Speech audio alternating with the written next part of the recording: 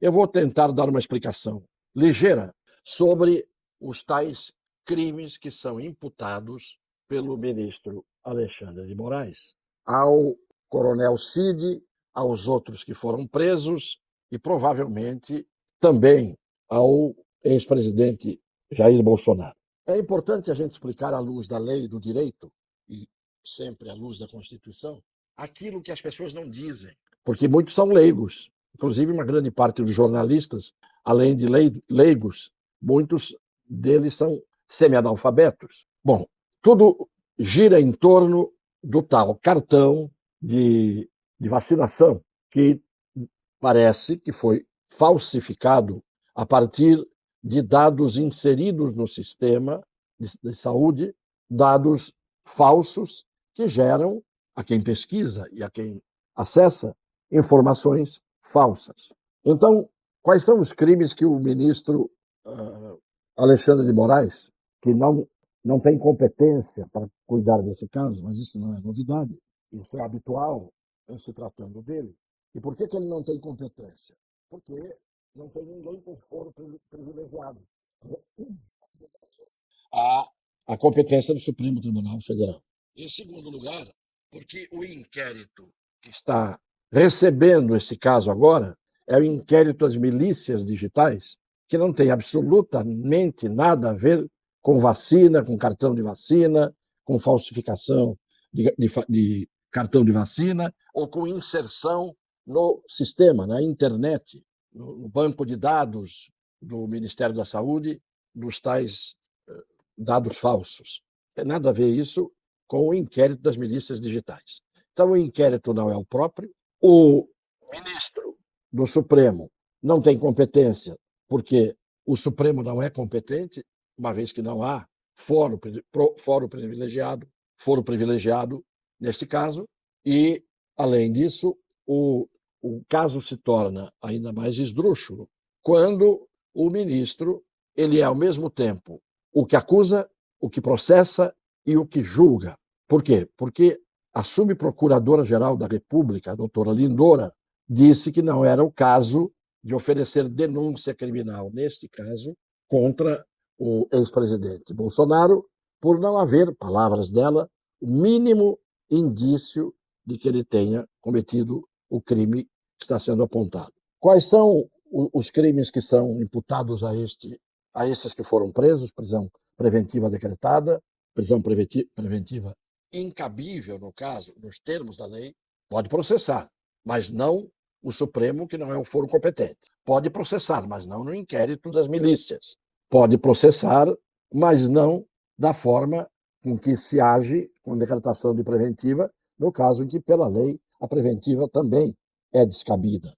Ou a gente cumpre a lei, ou a gente vai cada vez mais com esta avalanche interminável de ilegalidades chegar ao ponto que eu tenho aqui profetizado e antevisto sem nenhuma dificuldade. O primeiro crime seria o de associação criminosa, para uns noticiaristas, para outros de organização criminosa, segundo o que teria dito o ministro Alexandre de Moraes.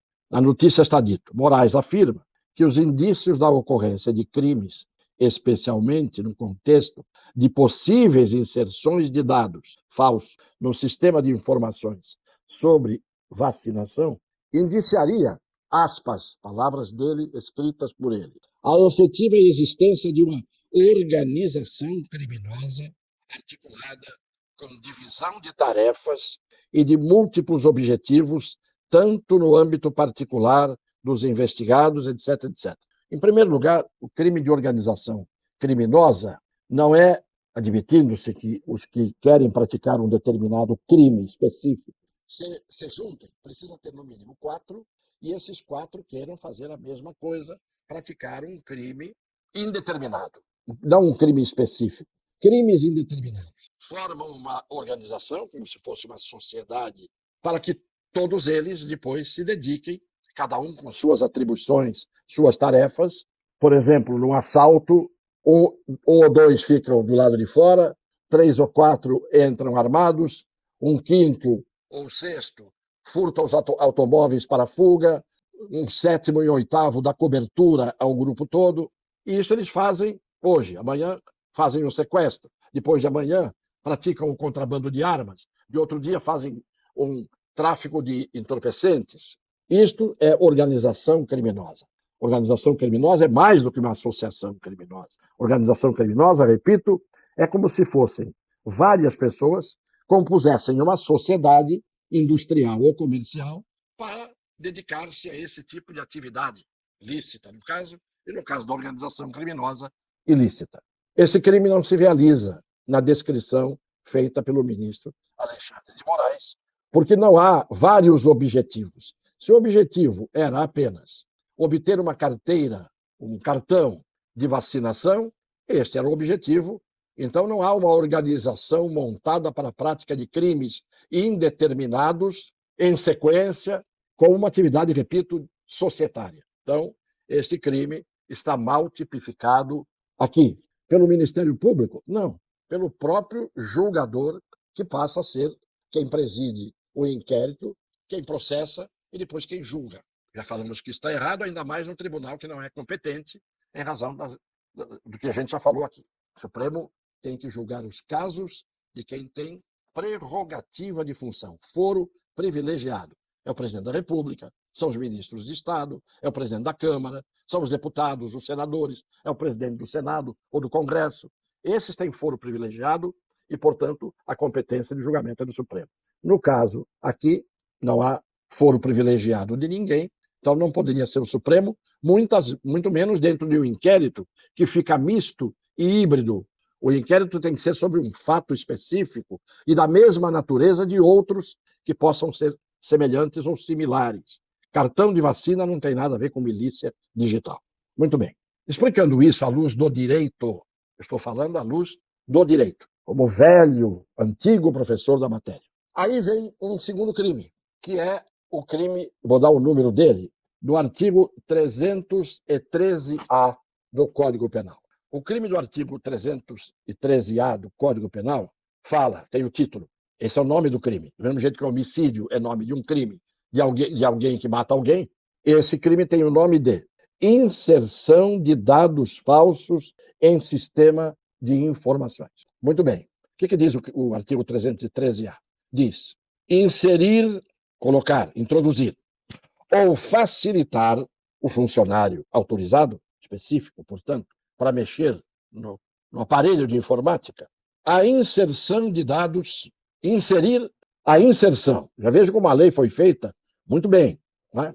Inserir o funcionário autorizado, a inserção de dados falsos, alterar ou excluir indevidamente dados corretos nos sistemas informatizados ou bancos de dados da administração pública, com o fim fazer isso, com o fim de obter vantagem indevida para si ou para outrem ou para causar dano. O crime se completa com tudo isso. Agora vejam que o artigo não fala apenas em inserir dados, não fala apenas em colocar dados falsos no sistema ou alterar dados corretos. Ele fala que isto tem que ser feito para quem está fazendo isso obter vantagem para si ou para outrem, ou para causar dano. Muito bem. Essa vantagem indevida, que está escrito aqui, para obter vantagem indevida, divide os penalistas. Uns entendem que qualquer tipo de vantagem pode valer como vantagem indevida. Então, alguém, por exemplo, num crime de corrupção, obtém uma vantagem que não é em dinheiro. É, por exemplo, em troca de relação sexual com alguém. Então, está aí, possivelmente, uma vantagem indevida. Só que, pela pena que tem prevista para esse crime, que é uma pena que vai de 2 a 12 anos de reclusão, é evidente que esta vantagem indevida que alguém leva ao fazer essa inserção de dados, ela é de natureza econômica, ela é de natureza financeira e ela pode ser até de uma outra natureza, mas que caracterize em si um abuso e um crime contra alguém. Não é pura e simplesmente a inserção de um dado no sistema que causaria uma pena de 2 anos a 12 anos de reclusão. Por que eu estou dizendo isso? Porque, em seguida, vem o crime do 313B. Eu falei agora 313A. A inserção dos dados falsos para obtenção de vantagem indevida. O do 313B é modificar ou alterar o funcionário sistema de informações ou programas de informática sem autorização ou solicitação de autoridade competente. Olha a pena. De 2 anos, essa pena passa para 3 meses de detenção. De 12 anos no máximo, ela passa para 2 anos no máximo. Isto mostra que mexer no sistema para dar um desfalque, para dar um rombo, para levar uma vantagem econômica, financeira, pecuniária, isto é extremamente grave, porque isto fere diretamente a administração pública. Então, feita essa explicação, mostrando que o próprio artigo 313A e artigo 313B tratam quase que da mesma situação, só que num é preciso haver vantagem e no outro é simplesmente irrelevante o fato de haver vantagem, vejam a diferença de pena.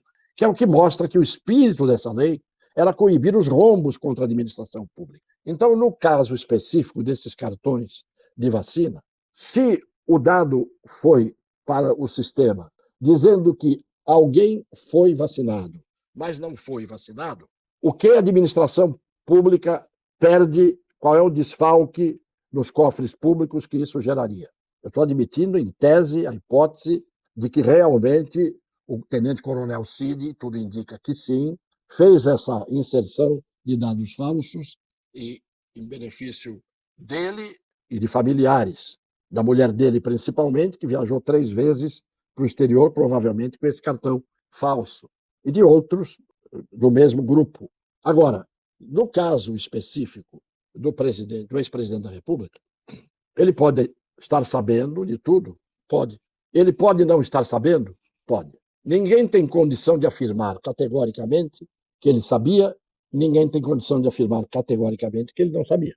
O que fala no exame, na prova, dos indícios, que a gente examina sem ver o processo, que a gente fala na base muito mais da opinião perfunctória, superficial?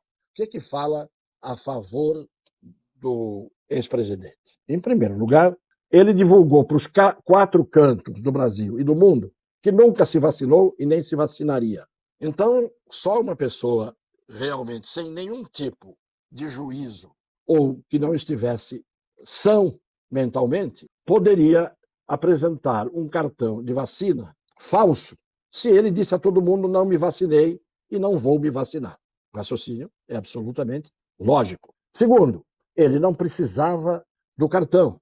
Por que ele não precisava do cartão? Porque o chefe de Estado estava isento na viagem de apresentar comprovante de vacinação. Então, não há dúvida aparente, isso é aparente, de que ele não sabia do que tinha sido feito, se foi feito, pelo coronel Cid. Parece que sim, o coronel Cid tem envolvimento neste caso, beneficiando inclusive a própria mulher, se não me engano, um cunhado, mais uma outra pessoa.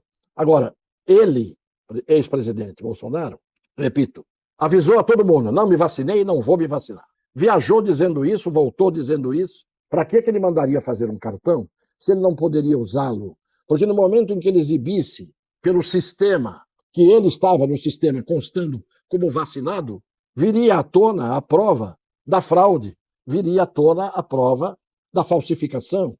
Então não tem realmente, à primeira vista, lógica que ele tivesse agido no sentido de promover essa fraude, que não o beneficiaria em nada, ao contrário, só o prejudicaria. Tá claro? Quer dizer, ele não precisava do cartão. Ele disse que não se vacinou.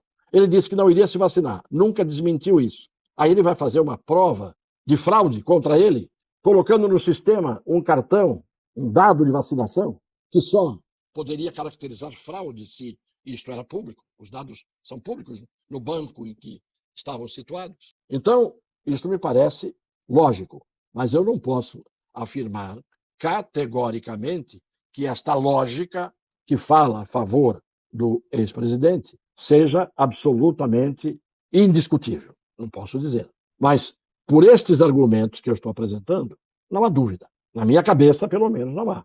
O último argumento é de que essas pessoas estariam indo contra a saúde pública, e a proteção da saúde pública não se vacinando. Epa, epa, não há nenhum crime previsto na lei, porque até agora isto não foi feito, pelo menos, dizendo que quem se recusasse a tomar vacina e não se vacinasse, praticava crime.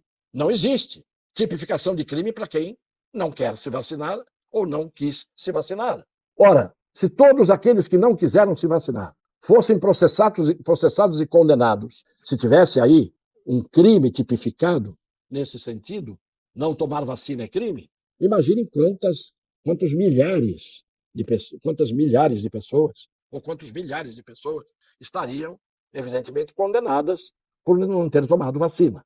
Então, essa história de proteger a saúde pública, porque o simples fato de constar um dado falso de vacinação no sistema, isso não causou dano a ninguém, isso não causou vantagem financeira a ninguém. Seria isso se alguém se dedicasse a vender atestados falsos dentro de um esquema, difundindo, disseminando atestados falsos de vacina, comprovante de vacina, recebendo dinheiro para fazer isso, aí seria possível vislumbrar-se um crime, exatamente porque a inserção dos dados visava a obtenção de uma vantagem indevida, que seria de natureza econômica, financeira e assim por diante. Então, eu fiz questão hoje de trazer esses aspectos do direito, fazer aqui um comentário baseado na doutrina, na jurisprudência e na lei, para que as pessoas comecem a tomar conhecimento, as que tiverem interesse nisso, para entenderem até onde se pode ir e até onde não se pode ir num juízo antecipado a respeito da prática desses crimes que a gente, evidentemente, não pode afirmar que foram cometidos pelo ex-presidente da República. Alguns, não há dúvida que não foram. Então, nesse caso, pelo que a gente vê na lei, agiu bem a vice ou subprocuradora-geral da República quando recusou-se a fazer uma denúncia contra o ex-presidente pelos crimes que estavam colocados no ar para que ela os absorvesse e os levasse adiante. E é ela, procuradora, quem tem o poder de denunciar ou não, de abrir o processo ou não. É assim que manda a lei, é assim que manda a Constituição. Quero deixar claro que o comentário aqui, mais uma vez, não foi de natureza. Eu sempre faço comentários baseados no direito, mas como quase sempre há uma distorção da verdade e dos fatos, com o torto valendo mais do que o direito, eu tenho que vir aqui fazer as correções que eu tenho vontade de fazer, porque o meu ofício foi a vida inteira e é de ensinar o direito e de lidar com o direito, sem negar os princípios que eu aprendi desde que estudei o direito. Embora esses princípios, às vezes, não são aprendidos, nem sejam aprendidos na faculdade, porque qualquer pessoa leiga, inteligente, de boa fé, sabe muito bem distinguir quais são os princípios que têm a ver com justiça, e é isto para que serve o direito. A todos os caríssimos seguidores e as pessoas de boa fé, um beijo no coração.